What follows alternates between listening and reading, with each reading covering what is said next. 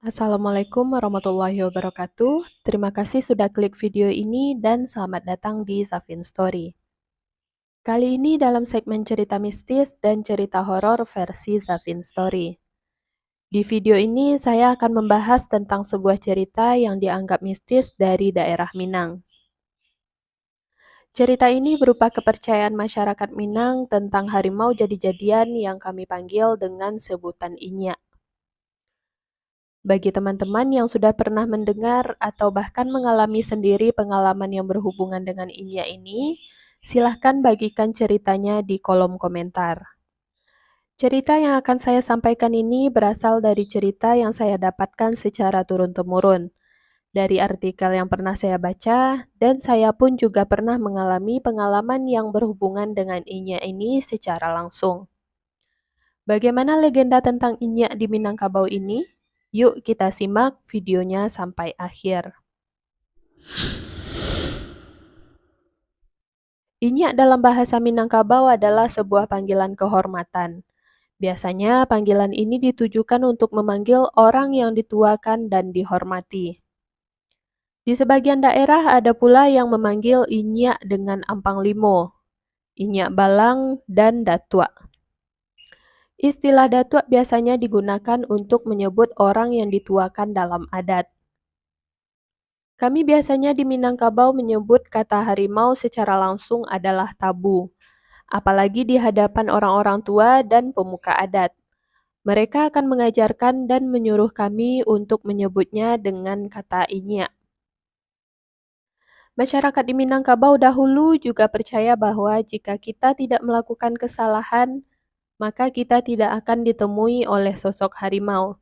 Hanya orang-orang yang melakukan kesalahan dan melanggar pantangan yang akan bertemu dengan harimau.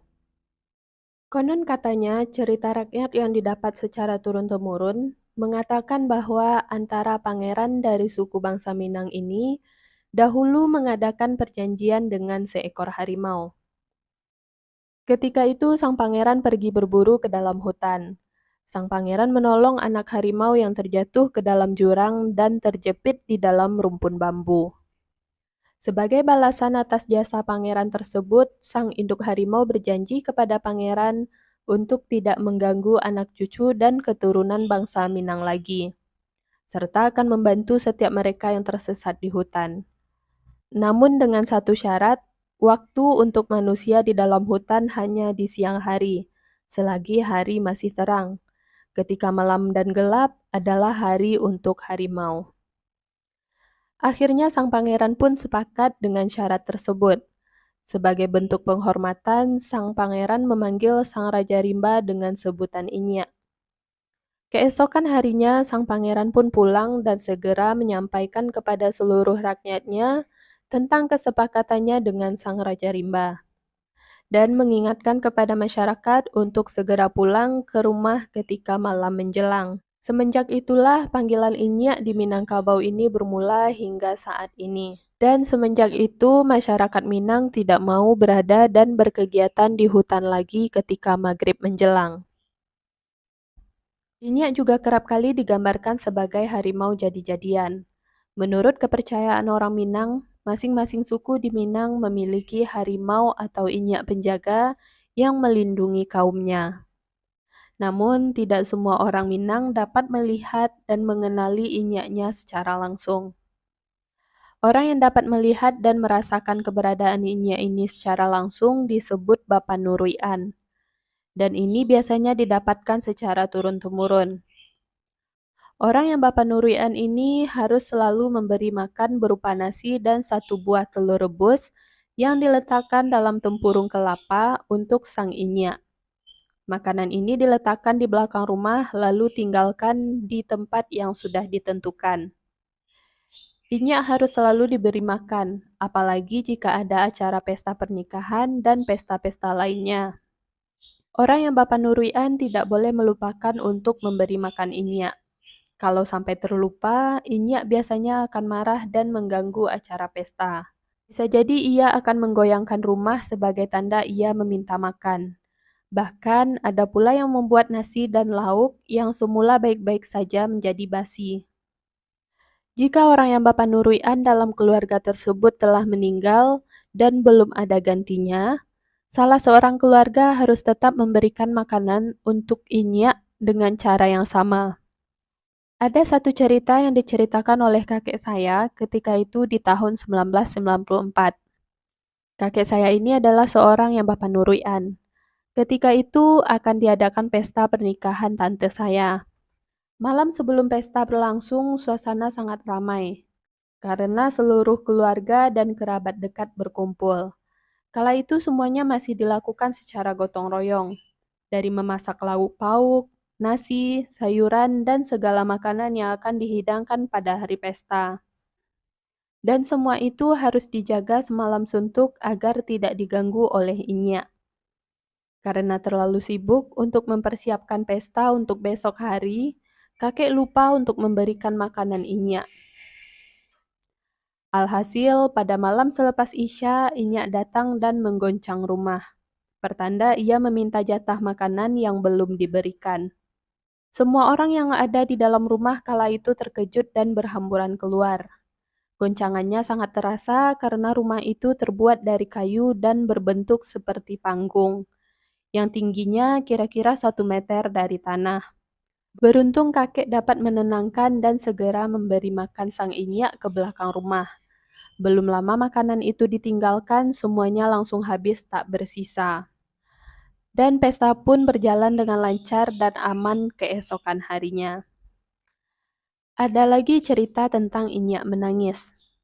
Suara Inyak menangis terkadang terdengar seperti suara anak bayi menangis.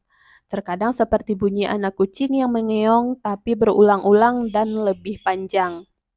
Dan konon katanya, jika suaranya terdengar lirih dan sangat jauh, itu berarti keberadaannya sangat dekat.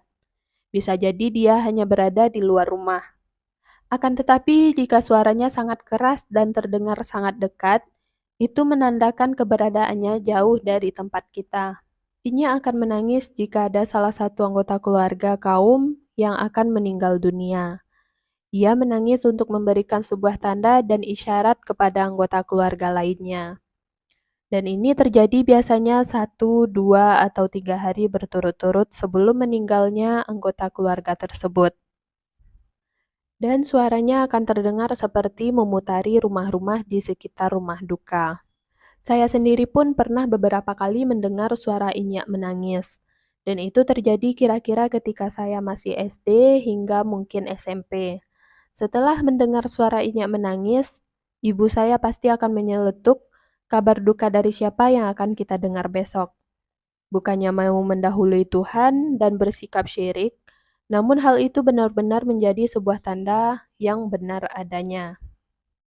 Akan tetapi setelah SMA hingga saat ini saya sudah tidak pernah lagi mendengar suara Inyak menangis. Saya pernah bertanya kepada ibu perihal hal ini. Jawaban ibu saya, mungkin karena para orang tua-tua yang Bapak Nuruian telah banyak yang meninggal dan tidak ada anak cucu yang bisa menggantikan, maka terputuslah hubungan antara Inyak dengan kaum kita. Sehingga ia kembali ke tempatnya dan tidak mau mengganggu. Orang-orang yang Bapak Nuruian ini juga dipercaya dapat menunggangi Inyak sebagai kendaraan, sehingga ia dengan mudah berpindah dari satu tempat ke tempat lain dalam waktu yang singkat, walau jaraknya cukup jauh. Serta Inyak juga akan menjadi teman dikala mereka bepergian sendiri melewati jalan yang sepi hingga tidak ada rasa takut yang menghampiri. Wallahu a'lam bishawab. Ada beberapa hal yang mungkin sulit untuk kita percaya, namun banyak hal juga yang saya buktikan secara nyata. Kembali ke diri kita masing-masing, bagaimana kita menyikapinya dan mempercayainya. Jangan sampai hal ini membuat kita menjadi musyrik. Baiklah, sekian dulu video kali ini tentang legenda Inyak di Minangkabau. Semoga kita dapat mengambil hikmah dari apa yang saya sampaikan.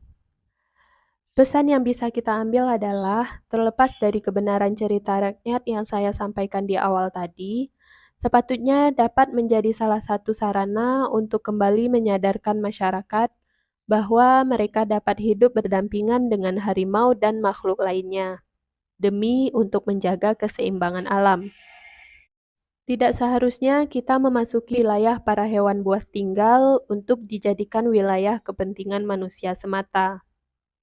Semoga kalian suka dengan video ini dan jangan lupa untuk memberikan like-nya. Bagi yang belum subscribe, silakan untuk di-subscribe dan bunyikan lonceng notifikasinya agar kalian tahu kalau saya upload video baru. Dan silakan juga untuk memberikan komentar positifnya untuk bisa mendukung channel ini berkembang dengan lebih baik, serta berikan ide dan sarannya untuk video selanjutnya yang ingin dibahas. Terima kasih. Wassalamualaikum warahmatullahi wabarakatuh.